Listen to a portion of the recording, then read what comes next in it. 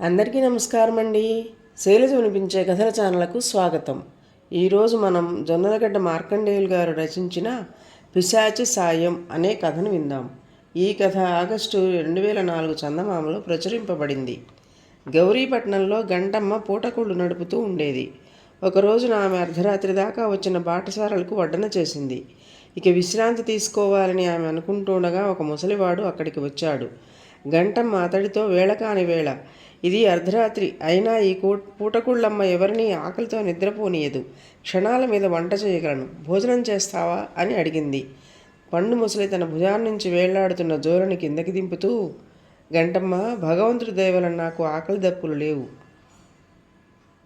కాస్త ఈ పక్కన ఉన్న అరుగు మీద పడుకోనివ్వు అన్నాడు. ఆ మాటలకు గంటమ్మ ఆశ్చర్యపోతూ, ఆకలి దప్పులు లేకపోవడానికి నువ్వేమైనా యోగివా అని అడిగింది.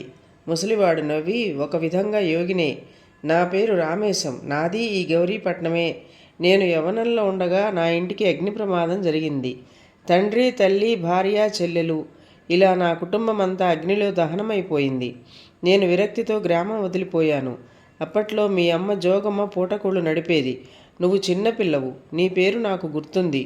నేను ఊరు వదిలి తీర్థాలు, పుణ్యక్షేత్రాలు, నదీనదాలు దర్శిస్తూ ఒక యోగి కరుణ వల్ల ఇచ్ఛాశక్తి, దివ్య దృష్టి సంపాదించాను. అందుచేత నేను ఆకలి దప్పులను అదుపులో ఉంచుకోగలను. ఎవరి భవిష్యత్తు ఎలా ఉండబోతుందో చెప్పగలను అన్నాడు. గంటమ్మ కుతూహలంగా, ఎవరో సామాన్య బాటసారి అనుకున్నాను. క్షమించండి, నా భవిష్యత్తు ఎలా ఉంటుందో చెప్పగలరా అన్నది.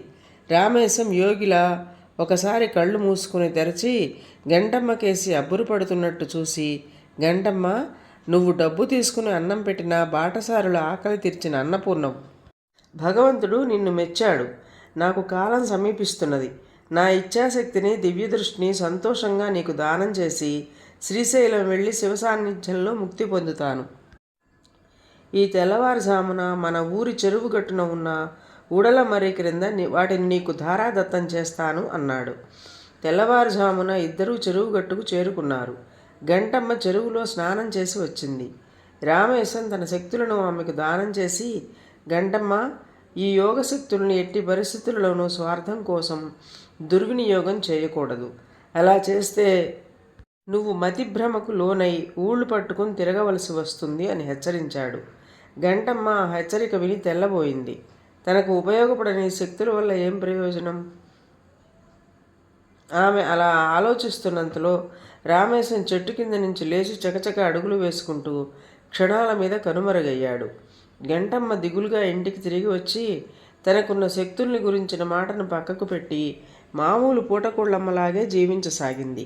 గంటమ్మలో ఇదివరకటి ఉత్సాహం లేకపోవటం ఆమె పెంపుడు కొడుకు గోవిందరాజు గమనించాడు.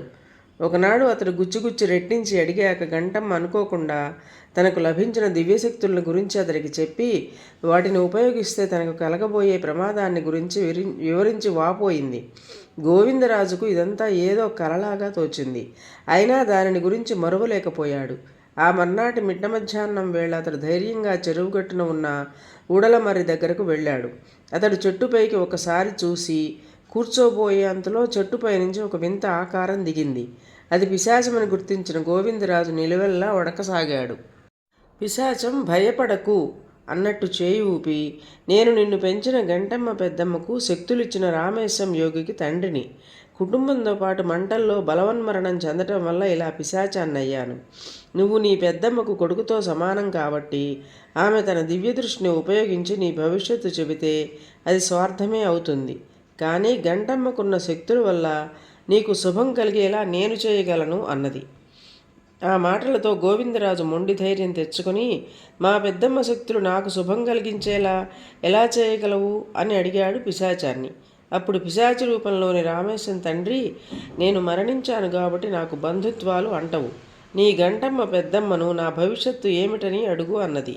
రామేశం తండ్రి కోరికకు సరేనన్న గోవిందరాజు ఇంటికి తిరిగి వచ్చి గంటమ్మకు జరిగింది చెప్పాడు. తన శక్తుల్ని పరీక్షించుకునే అవకాశం వచ్చినందుకు గంటమ్మ చాలా సంతోషించింది. అయితే పిశాచి భవిష్యత్తును దివ్యదృష్టితో చూసిన గంటమ్మ గతుక్కుమన్నది. ఎందుకంటే ఆ పిశాచానికి తన సహాయం వల్ల పిశాచి రూపం నుంచి విముక్తి కలుగుతుంది. ఇది ఒకవేళ తన స్వార్థం అవుతుందేమో అని శంకించి ఆమె అప్పటికప్పుడే గోవిందరాజును వెంట పెట్టుకుని ఊడలమర్రి దగ్గరకు వెళ్ళింది. పిశాచి చెట్టు దిగి వచ్చి గంటమ్మకు నమస్కరించి, నేను రామేశం తండ్రినన్న సంగతి విన్నావు కదా. ఆనాడు మంటల్లో మరణం పాలైన వాళ్లలో రామేశం చెల్లెలైన నా కూతురు గిరిజ కూడా ఉన్నది. ఇప్పుడు ఆ గిరిజ మన పక్క గ్రామమైన శివపురంలో నా తమ్ముడి కొడుకైన శివరాజుకు మనమరాలుగా పుట్టి యుక్త వయస్కురాలైంది. దానికి మాటలు రావు. నీ ఇచ్ఛాశక్తి దానికి మాట తెప్పిస్తుంది. ఈ గోవిందరాజుకు శివరామరాజు మనుమరాలనిచ్చి పెళ్లి చేయడం నా కోరిక అని చెప్పు. శివరాజు మంచి ఆస్తిపరుడు గనుక గోవిందరాజుకు పొలం కట్నంగా ఇస్తాడు. అందువల్ల నీ పెంపుడు కొడుకు ఐశ్వర్యవంతుడవుతాడు. నాకు పిశాచి రూపు నుంచి విముక్తి కలుగుతుంది. ఇందులో నీ స్వార్థం అంటూ ఏమీ లేదు, పుణ్యం తప్ప అంటూ పిశాచం గంటమ్మకు మరొకసారి నమస్కరించి చెట్టుపైకి వెళ్ళిపోయింది. పిశాచి మాటలు శ్రద్ధగా విన్న గంటమ్మకు అన్ని సంశయాలు తీరిపోయాయి. ఆమె గోవిందరాజుతో పాటు శివపురం వెళ్ళి తన యోగశక్తితో శివరాజు కూతురుకు మాటలకు వచ్చేలా చేసింది. గంటమ్మ ద్వారా సంగతంతా విన్న శివరాజు తన కుమార్తెకు గోవిందరాజుతో పెళ్లి జరిపించడమే కాక కొంత పొలం కట్నంగా కూడా ఇచ్చాడు. గంటమ్మ యోగశక్తుల్ని గురించి చుట్టుపక్కల గ్రామాల్లో తెలిసిపోయింది. క్రమంగా ధనవంతులు, వ్యాపారులు తమ తమ భవిష్యత్తు ఎలా ఉన్నదో తెలుసుకునేందుకు ఆమె దగ్గరకు రాసాగారు. గంటమ్మ తన యోగశక్తులతో వాళ్లకు భవిష్యత్తు గురించి వివరించేది. వాళ్ళు ఇవ్వజూపిన ప్రతిఫలాన్ని తీసుకోవడం స్వార్థం అవుతుంది గనక వాళ్ళ చేత ప్రజోపయోగకరమైన పాఠశాలలు, వైద్యాలయాలు స్థాపించేలా డబ్బు ఖర్చు పెట్టించేది. ఈ విధంగా పూటకుళ్ళ గంటమ్మ యోగశక్తుల గంటమ్మగా నలుగురి చేత గౌరవింపబడుతూ సమాజానికి ఉపయోగపడే పనులు చేస్తూ చాలా కాలం సుఖంగా జీవించింది. ఇదండి కథ. ఈ కథ మీకు నచ్చినట్లయితే లైక్ చేయండి, షేర్ చేయండి, కామెంట్ చేయండి, సబ్స్క్రైబ్ చేసుకొని నన్ను ఎంకరేజ్ చేయండి. నమస్కారం అండి.